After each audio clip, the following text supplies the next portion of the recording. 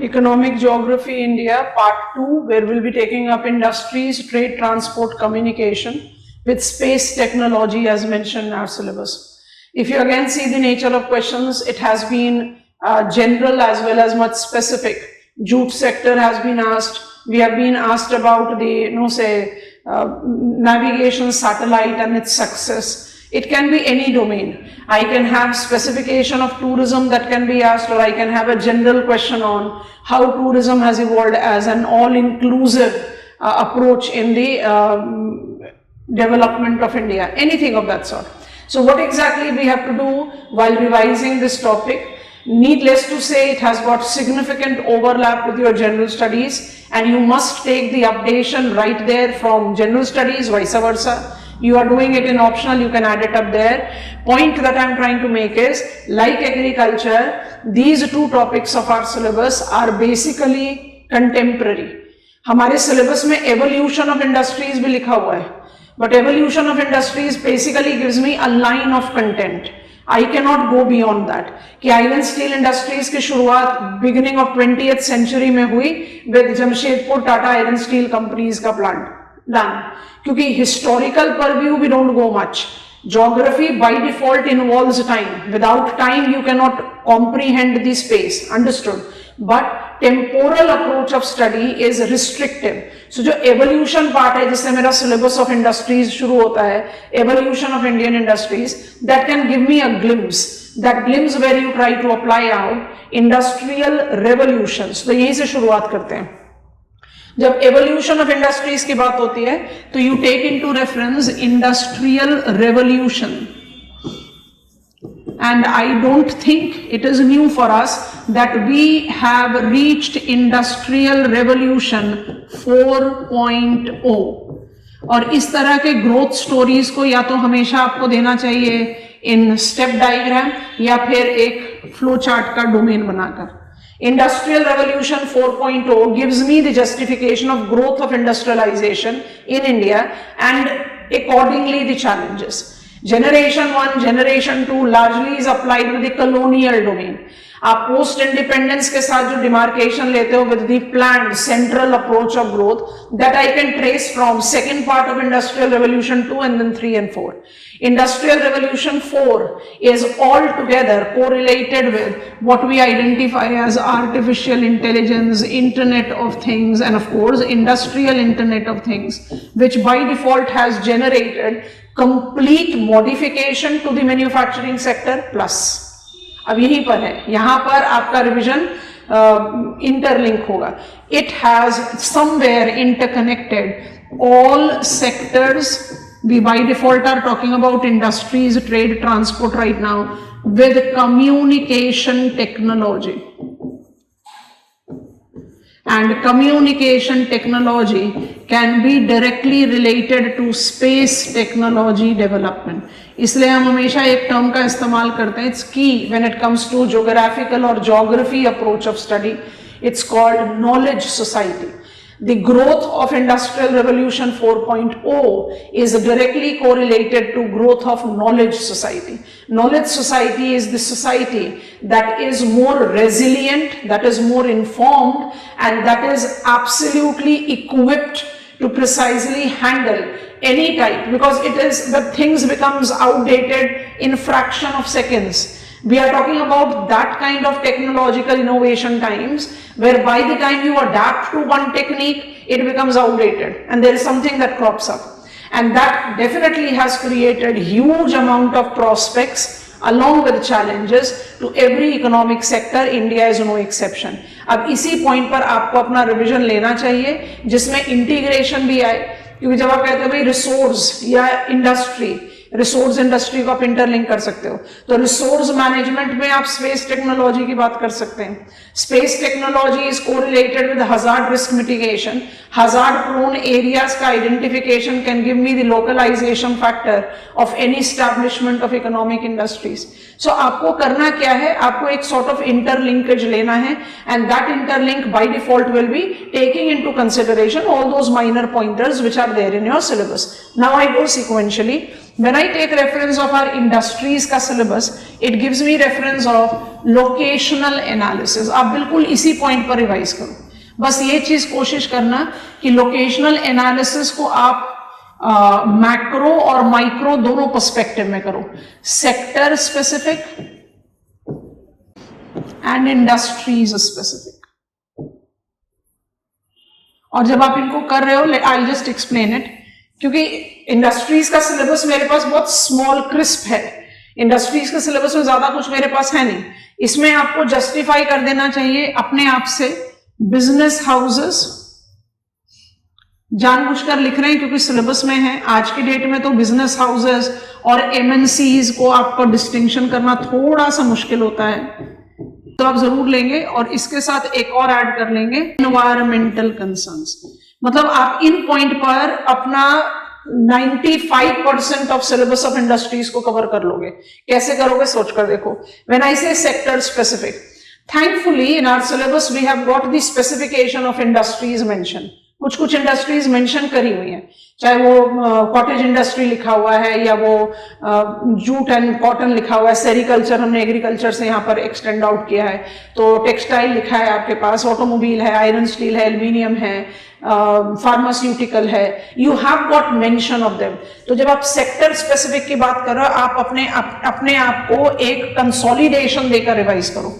आप अपनी इंडस्ट्रीज को एग्रो बेस्ड इंडस्ट्री, अब एग्रो बेस्ड इंडस्ट्री में सिर्फ टेक्सटाइल पर मत अटक जाना, टेक्सटाइल में भी फिर आप स्पेसिफिकेशंस लेंगे, जैसे हमने यहाँ स्पेसिफिकेशन किया, सिल्क टेक्सटाइल को अलग से तैयार करो, जूट टेक्सटाइल को अलग से तैयार करो, कॉटन टेक्सटाइल को अलग से तैयार करो, फूड प्रोसेसिंग को अलग से तैयार करो, क्योंकि आपके सिलेबस में लिखा हुआ है एग्रो बेस्ड इंडस्ट्री।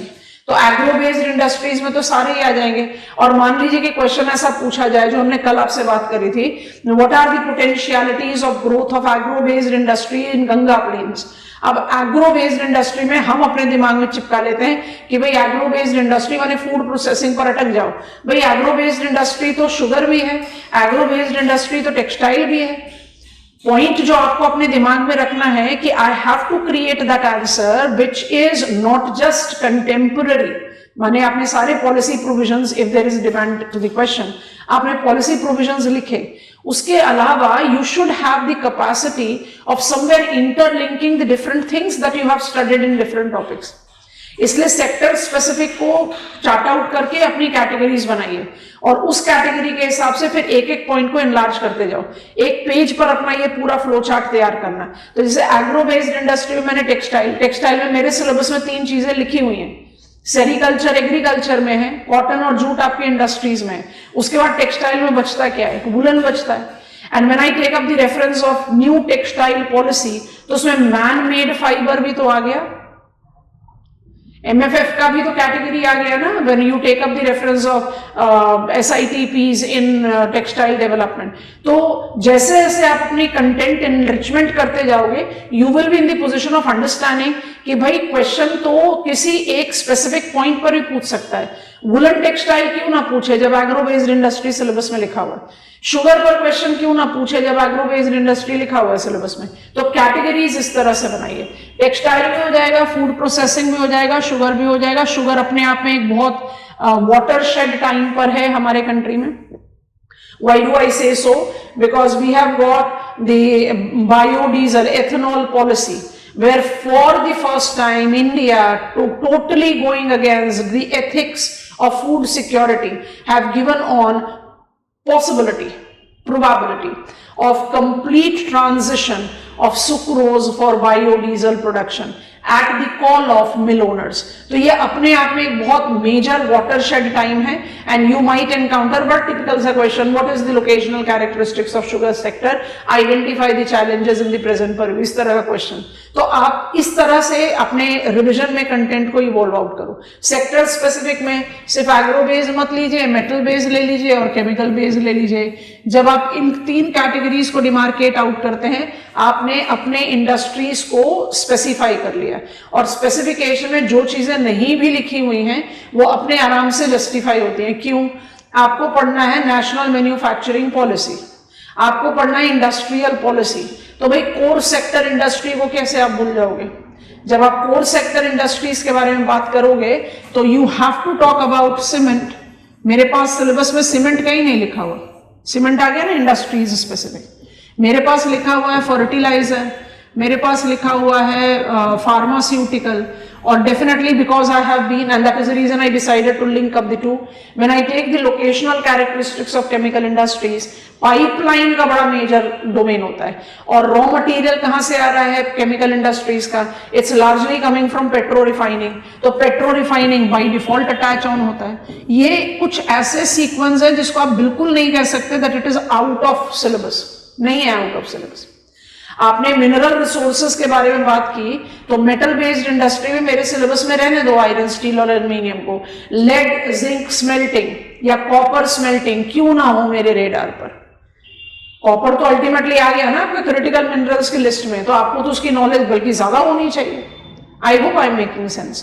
तो जब आप अपना इंडस्ट्रीज का सिलेबस लेकर चल रहे हो तो अपनी रिवीजन को इस तरह से रखो, सेक्टर स्पेसिफिक भी कंटेंट होना चाहिए और इंडस्ट्री स्पेसिफिक भी कंटेंट होना चाहिए। जो भी कंटेंट डेवलप कर रहे हो उसमें एक बाय डिफॉल्ट रिक्वायरमेंट रहेगी जिसको आप इग्नोर कर ही नहीं सकते, और वो बाय डिफॉल्ट रिक्वायरमेंट क्या रहेगी? आज की डेट में कोई भी सेक्टर अपनी प्लानिंग, अपने अप्रोच या अपनी फ्यूचरिस्टिक डायमेंशन में किन चीजों को कंसिडर कर रहा है? All environmental concern, central pollution control board CPCB, और business houses and MNC which is correlated with immense elaborated competition। एक ऐसा कंपटीशन जिसमें there is ethical to unethical practices, and in order to survive you have to actually be apt, number 1 to recognize them, and number 2 to act accordingly.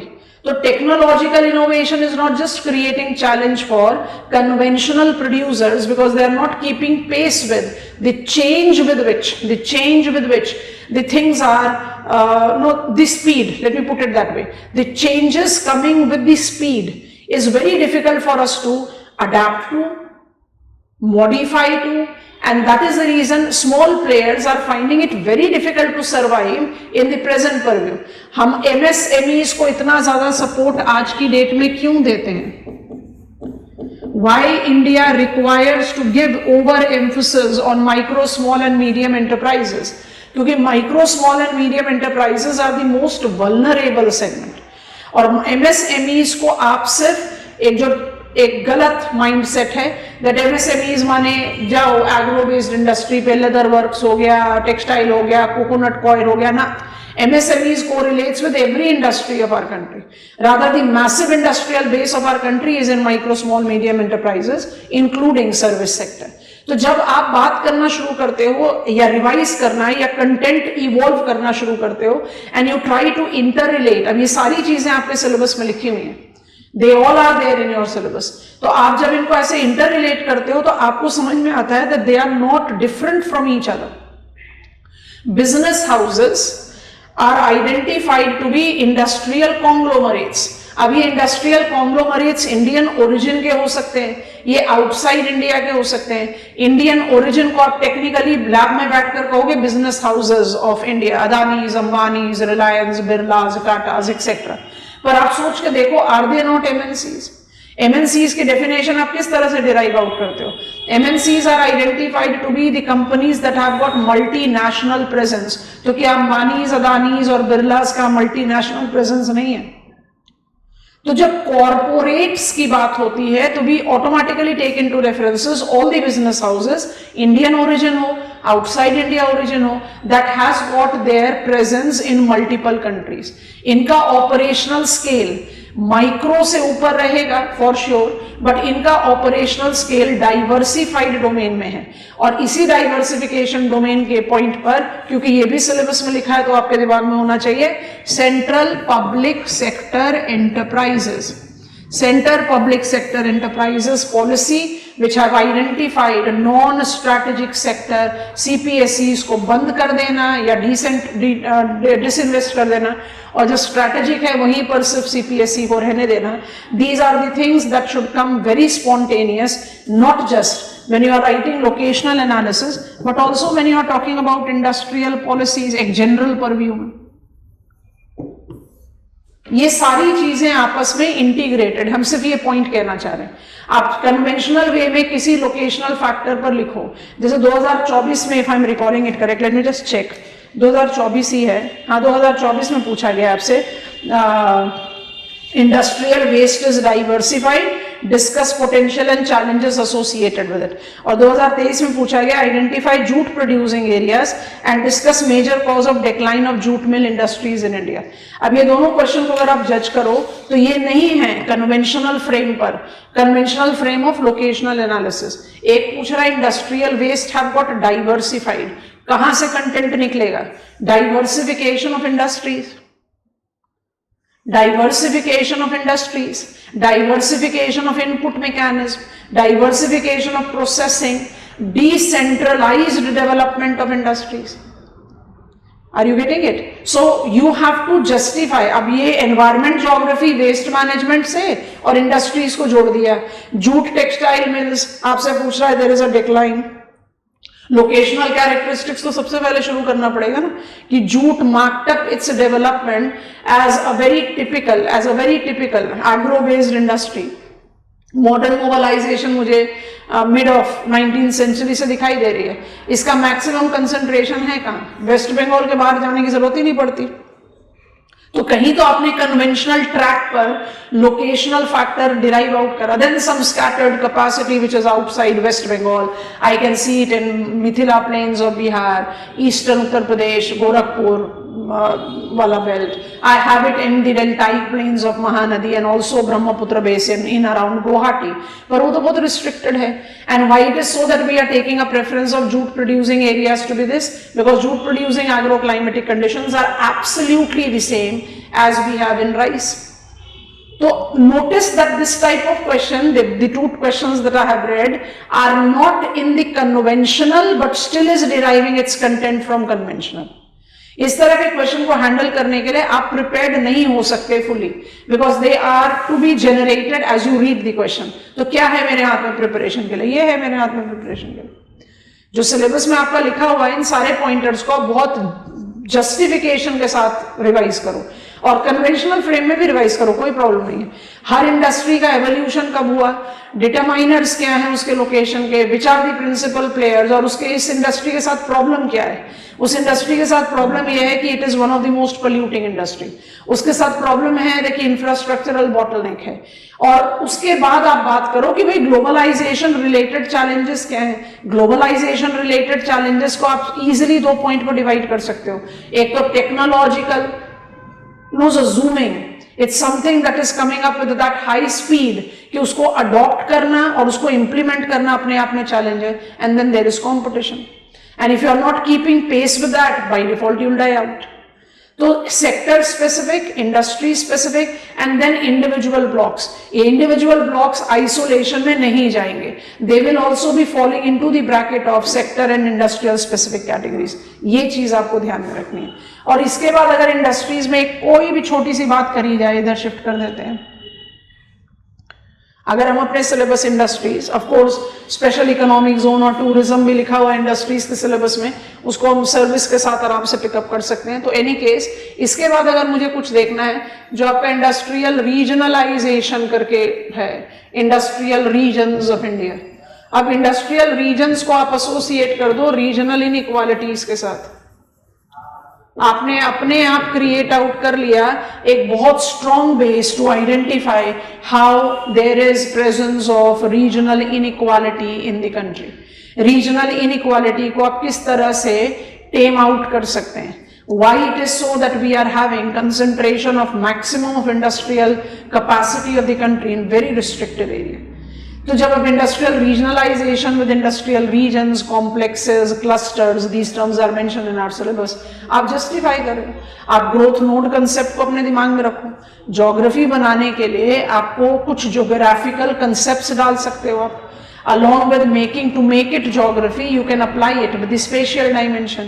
तो जब आपने regionalisation पर लिखना शुरू किया, it actually talks about what? It talks about decentralization is a must requirement because there is massive gap between industrially developed and industrially backward regions of the country. तो ये मेरा एक बहुत important block बनता है of regional inequality. लगभग पूरा east central Uttar Pradesh, almost entire Bihar, major part of northeastern region, total plateau interiors of the country, किसी भी पैरामीटर पर, वेस्टर्न राजस्थान, नदर्न गुजरात, गुजरात को हाई ग्रोथ स्टेट कहते हैं, are lacking in industrial development. तो डेवलपमेंट ऑफ इंडस्ट्रीज तो हुआ, but why it is lacking, वो लैकिंग फैक्टर को अपने रीजनल इनइक्वालिटी के साथ एसोसिएट करना है. रिवाइज करते समय ये इंटीग्रेशन जरूर लेंगे. एंड अबव ऑल सब चीजों को कंबाइन ऑन कर दिया तो आपका डेफिनेटली आ गया नेशनल मैन्युफैक्चरिंग पॉलिसी. क्योंकि भाई नेशनल मैन्युफैक्चरिंग पॉलिसी इन किसी भी चीज से अलूफ नहीं है.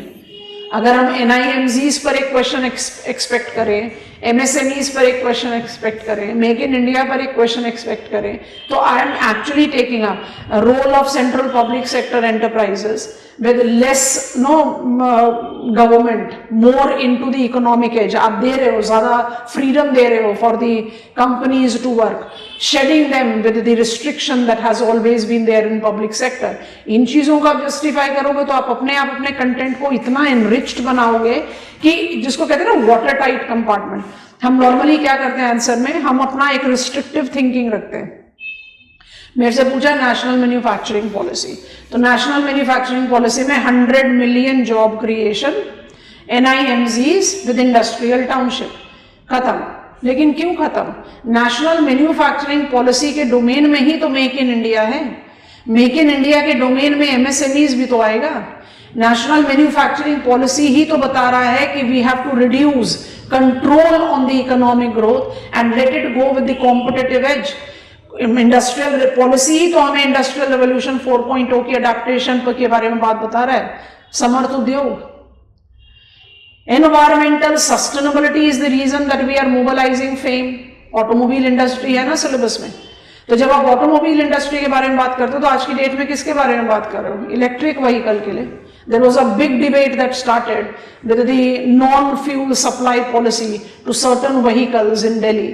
And it was a debate that can be discussed elaborately, क्योंकि आप maximum of Indians are purchasing their automobile on EMIs, and by the time the EMIs are over, your automobile is a scrap item. Now this is definitely not justified if it is hard-earned money invested to automobile. Automobile sector को आप one of the major employer बताते हो. ऑटोमोबाइल के साथ बहुत सारे challenges associated हैं. इलेक्ट्रिक व्हीकल के इम्प्लीमेंटेशन में कई सारे चैलेंजेस इलेक्ट्रिक स्कूटर्स के साथ देखे गए. तो ये सारी प्रॉब्लम्स जो आप अपने डे टू डे लाइफ में न्यूज़पेपर में जज आउट कर रहे हो, will they not reflect when you are writing answer on the policy framework of electric vehicle in automobile sector? Environmental sustainability है बट सेफ्टी सिक्योरिटी है. Are we having the availability of infrastructure to generate such electric vehicles with charging points at regular interval? So आप करना क्या है, आप fully prepared हैं, आपने अपने सारे टॉपिक्स तैयार करे हुए हैं. आप बस कोशिश करें कि आप उन टॉपिक्स को ऐसे रिलेट करें कि क्वेश्चन का कोई भी नेचर हो, आपको ऐसा लगे ही नहीं कि मेरे पास कंटेंट का दर्द है. कंटेंट का दर्द तब होता है जब scarcity of content is what I mean to से.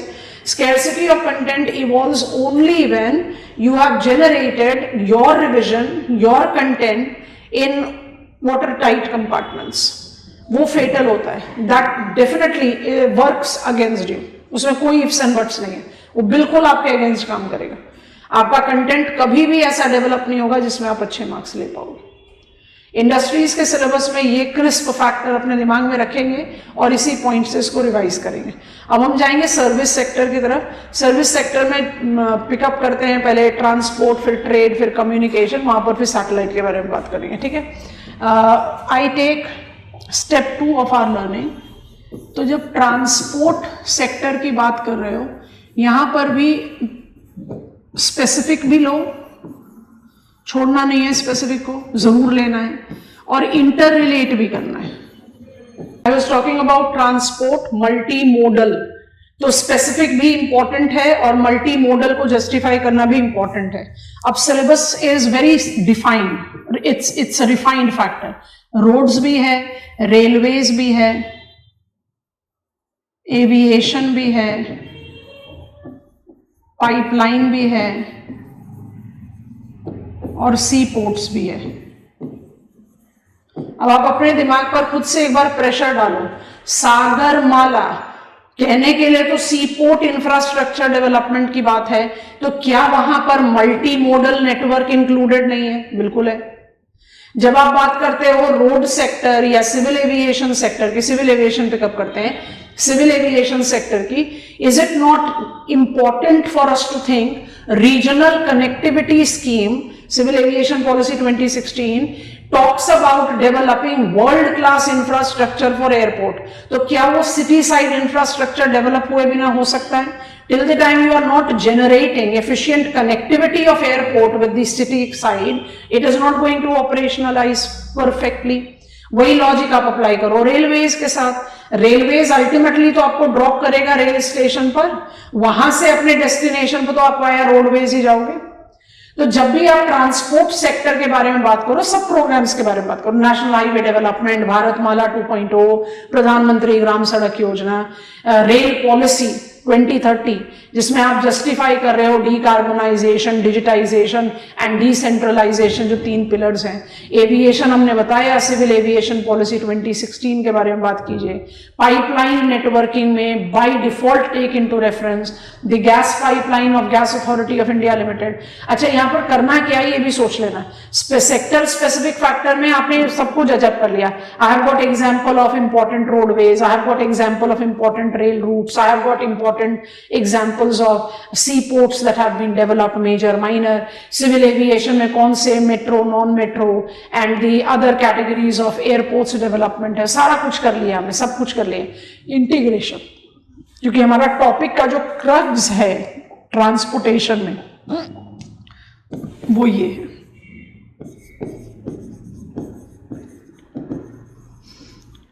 Complementary role in regional development. अब यहां पर आप क्या कर सकते हो, यहां पर आप स्पेसिफिक सेक्टर के साथ दूसरे टॉपिक्स को इंटरवीव कर सकते हो। एग्जाम्पल आ रहा है दिमाग में, बताते हैं। NCERT says Ganga plains are not identified with resources. Ganga plain is devoid of resources. Of course mineral resources की बात कर रहे हैं, सॉइल रिसोर्सेज वगैरह, water resource, it is significantly rich. Structurally it is not rich to give us mineral and energy resources. तो जो मेरे पास pipeline है, जिसको आप कहते हो सलाया मथुरा पाइपलाइन, सलाया मथुरा पाइपलाइन ने क्या कर दिया, मथुरा को पेट्रो रिफाइनिंग सेंटर बनाया, which has got the capacity of generating industrial complex around it। तो हुआ डिसेंट्रलाइजेशन ऑफ डेवलपमेंट। अब ये तो टेक्स्ट बुक से मिलेगा नहीं, टेक्स्ट बुक से या कंटेम्प्रेरी सोर्सेस से मैक्सिमम क्या मिल जाएगा, पाइपलाइन का एक्सटेंशन कहाँ से कहाँ हुआ, उस पाइपलाइन के एक्सटेंशन से जिस तरह का रॉ या प्रोडक्ट मिला मुझे, that has generated which kind of probability of industrial growth, जो बेसिक और नॉन बेसिक फंक्शन को कंबाइन करे तो you can generate out a mini industrial complex by yourself. Are you getting it? So enhancement of self sufficiency and interlinkages, दोनों चीजें count होती हैं in the transport infrastructure development. और जब self sufficiency की बात करते हैं तो आप बोलोगे भाई जब आप सेल्फ सफिशिएंट हो गए तो why there is the requirement of being interdependent? क्योंकि इंटरडिपेंडेंसी आज की डेट में किसके साथ रिलेट करती है, सस्टेनेबिलिटी के साथ। आपकी सेल्फ सफिशिएंसी उसी के साथ होगी जो आपके लिए मोस्ट कंड्यूसिव है। आप सेल्फ सफिशिएंसी हर चीज में नहीं हो सकते। You can not be jack of all trades. In present purview, only thing that is sustainable is what is most conducive for you to do, what is most conducive for you to continue with whatsoever you have been doing, most conducive for you to continue with taking the present circumstances, specialization and that specialization by default requires interconnectivity. तो interconnectivity का factor आप transport के साथ भी डालो. I will not be in the position of developing railways in the unfavorable mountainous region. आ गया ना interdependence, वहां पर आपको अप्लाई करना पड़ेगा roadways. So point that I am trying to make is specifications of the sector and thereby its implication in interrelation is what is required to be coming clear in our revision. फिर question कैसा भी हो, you are in the position of handling it. Identify pipeline network in inducing regional parity. आप कुछ examples लेके justify करो. Successful open sky policy of civil aviation 1995 led to partial development of civil aviation. Identify the prospects under civil aviation policy 2016. आपका जो civil aviation policy 1995 था उसने तो main stream कराई है ना सिविल एविएशन, लेकिन सिविल एविएशन फिर भी पार्शियल ही रहा. क्यों रहा partial? Of civil aviation infrastructure, of the consumer base, इसलिए उड़ान, रीजनल कनेक्टिविटी. तो आप कन्वेंशनल पॉइंटर्स को इग्नोर नहीं कर सकते हो, लेकिन आपको उसको इंटर रिलेट जरूर करना है. Demand of the question will decide what you are writing. I am not talking about question, I am talking about revision of the content. तो रिविजन ऑफ द कंटेंट में भी इंडस्ट्रीज की तरह transport को specification में रखो. हर sector की सारी डिटेल्स मेरे पास होनी चाहिए. पर नेचर ऑफ क्वेश्चन आज की डेट में मेजरली ऐसा है जहां मुझे इंटर रिलेट करके ही लिखना पड़ेगा, और वो इंटर रिलेशन अगर आपके पास तैयार है, you have one the battle. अगर आप उसको एग्जामिनेशन हॉल में बैठकर सोचकर तैयार करोगे, टाइम खराब होगा, और टाइम खराब हुआ मतलब कोई एक दूसरा क्वेश्चन अटेम्प्ट करने में टाइम नहीं बचेगा. And leaving even a 10 marker question in examination, 10 marker question छोड़ आए आप, तो फिर आप सोच लो कि something miraculous will happen that you will come up in the merit final list. क्योंकि स्ट्रगल या चैलेंज जो चल रहा है वो 2-3, 1-1, 2-2 मार्क्स का चलता है. तो छोड़ना हमें कुछ भी नहीं है. I have to attempt 5 question मतलब I have to attempt 5 question. तो टाइम मैनेजमेंट तो बहुत जरूरी है. तो ये जो रिविजन साइकिल हम ले रहे हैं अपने लिए, वो इसीलिए ले रहे हैं that I am crystal clear with the things that I have to be aware of. और if I am aware of that in the crystal clear manner, question को रीड करते समय ही कहीं आंसर आपके दिमाग में फ्रेम अप होना शुरू हो जाता है, and that kind of perfection is required.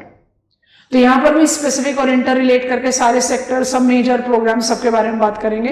प्रधानमंत्री गति शक्ति को भी ऐड कर लो. Multi modal factor by default को रिलेट्स विद दैट. सो जितने प्रोग्राम्स हैं वो तो बाय डिफॉल्ट आने ही चाहिए. कहने का मतलब सिर्फ ये. अब हम लेते हैं स्टेप नंबर. सो ट्रेडिंग कॉन्स्टिट्यूएंट, ट्रेडिंग चैनल्स और चैनल्स में एक बड़ा मेजर मॉडिफिकेशन इवॉल्व हुआ है इंडिया में कि जो पार्टिसिपेंट है टू ट्रेड इंडिया के अंदर, they are marking up their decentralization. माने वो स्टेट्स जो सिग्निफिकेंटली पार्टिसिपेट नहीं करते थे ट्रेड में, they are now participating. Rajasthan, Odisha, very good examples. Similarly channels of trade externally have modified. ये आता है ज्योग्राफी बेसिकली, क्योंकि जब आप चैनल्स की बात करते हो तो आप सारे trade negotiations and trade partners,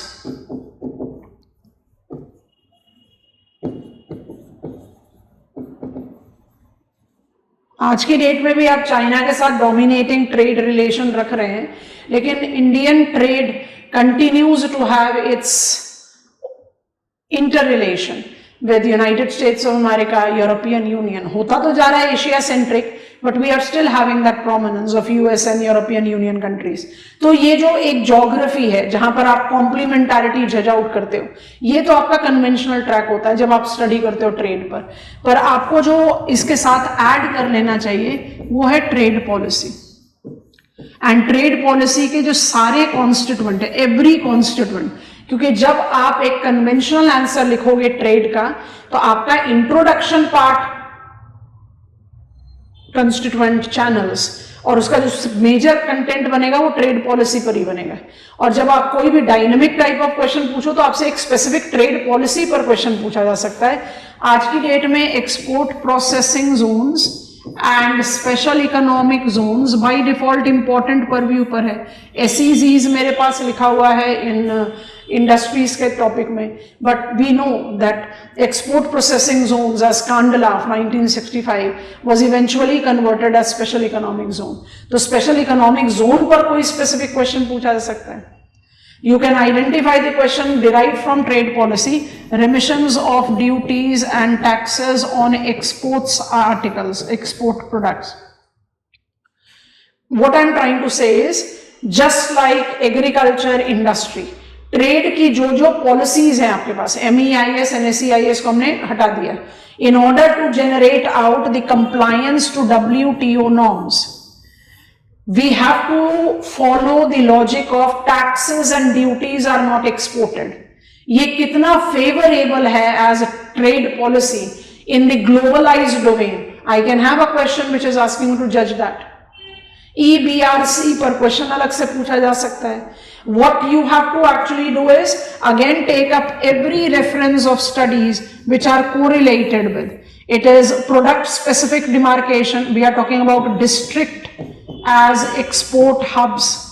कुछ कुछ प्रोविजंस लिख दिए आपके न्यू ट्रेड पॉलिसी से. And when I take up the reference of, कुछ थोड़ा सा ट्रिकियर क्वेश्चन सोचते हैं. The trade policy, the present trade policy 2021-2026 takes into reference a very strong word, push, that India, in order to generate out favorable and consolidated external economy, should interweave. मेरे पास mega food park है, मेरे पास textile park है, मेरे पास pharmaceutical park है, मेरे पास SEZ है, क्यों नहीं उसको इंटीग्रेट करते हैं? अल्टीमेट पर्पस तो सबका क्या है? अल्टीमेट पर्पस तो सबका है to enhance economic growth of the country with strong interweaving in the international front, क्योंकि एक दूसरे से कॉम्पीट करें. Special economic zone permits all service and all industries. तो SEZ की कोई इंडस्ट्री जो है उसका बाय डिफॉल्ट एक डायरेक्ट इनडायरेक्ट कंपटीशन तो हो ही जाएगा ना टेक्सटाइल पार्क से या फार्मास्यूटिकल मेगा पार्क से. तो जब आप बात करते हो as new trade policy, what are the provisions with which we can identify practicality of mergers of multiple export parks which are existing in India? ऐसे सोचकर देखो, क्योंकि ट्रेड जैसे टॉपिक में हम हमेशा बिलीव करते हैं, हम हमेशा सोचते हैं कि कंटेंट बनाना बड़ा मुश्किल है ज्योग्राफिकल पर्सपेक्टिव में, बट बिल्कुल ऐसा नहीं है. आप आराम से कंटेंट इवॉल्व आउट कर सकते हो, provided you are comfortable with each and every aspect that is mention. ठीक है. अच्छा, अब इसके बाद हम आए अगर कम्युनिकेशन इंफॉर्मेशन टेक्नोलॉजी, इसको तो आप डायरेक्टली एसोसिएट कर रहे हो इंडस्ट्रियल रेवोल्यूशन 4.0 से, है ना. अब इसके साथ आप एसोसिएट कर दें अपना telecommunication revolution.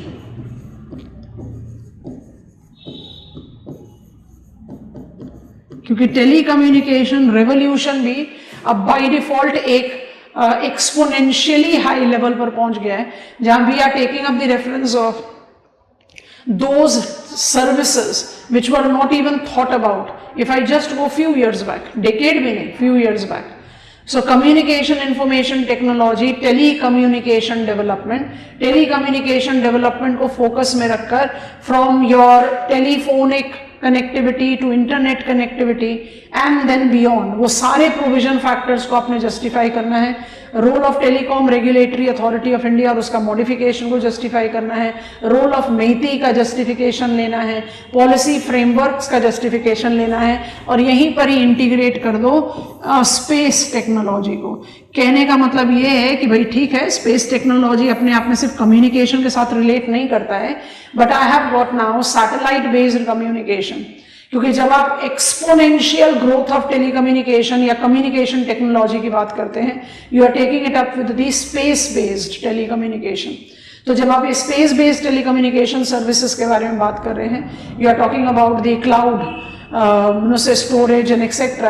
You are taking the support of that exponential mobilization, as I said in the beginning, of knowledge society, where seeping into hooks and corners of the country is a challenge.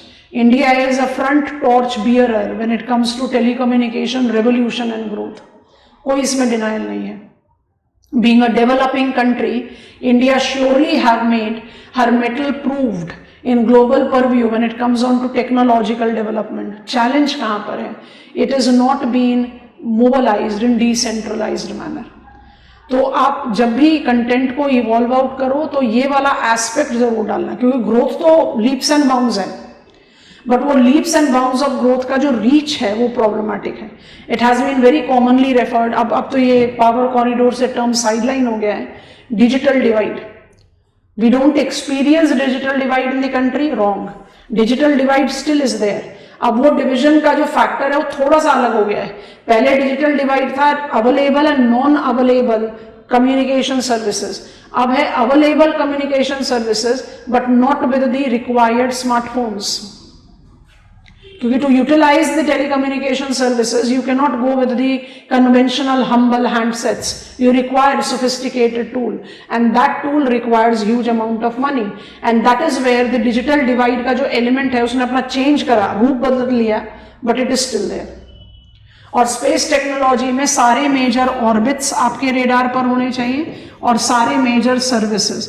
जब आप सारे major services कर रहे हो तो automatically the categories of satellites अपने revision में ले लेना. सर्विसेज में जियोपॉलिटिकल सर्विस भी है, कम्युनिकेशन भी है, रिसोर्स मैनेजमेंट भी है, वेदर ट्रैकिंग भी है, you take up the reference of hazard risk mitigation, सब कुछ है. स्पेस टेक्नोलॉजी को आप हमेशा एसोसिएट करें नॉलेज सोसाइटी के साथ. As geographers, we don't get into the reference of कौन से लॉन्च व्हीकल हैं या किस सीक्वेंस में क्रोनोलॉजिकली कौन से सैटेलाइट लॉन्च किए गए, but sampling such satellites to justify what kind of purpose they are solving will be a very good point that I can add when I'm taking reference of examine the role of growth of space technology in facilitating inclusive development in India. तो आप बताओगे ना, weather forecasting है, weather tracking है, hazard risk mitigation है, resource assessment है, regional planning है, water resource planning है, कम्युनिकेशन लिंक है. Now you are having that with transportation link also.